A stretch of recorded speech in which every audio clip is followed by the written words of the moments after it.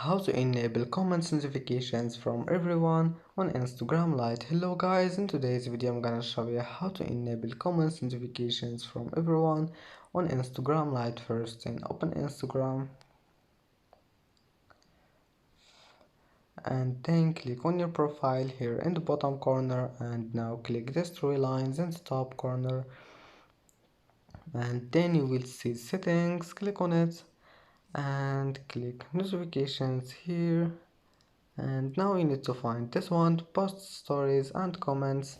Then scroll down until you find comments and just select from everyone and go back, it will be saved. And that's it for today's video. Don't forget like and don't forget subscribe, and thank you for watching this video until the end and see you in the next video.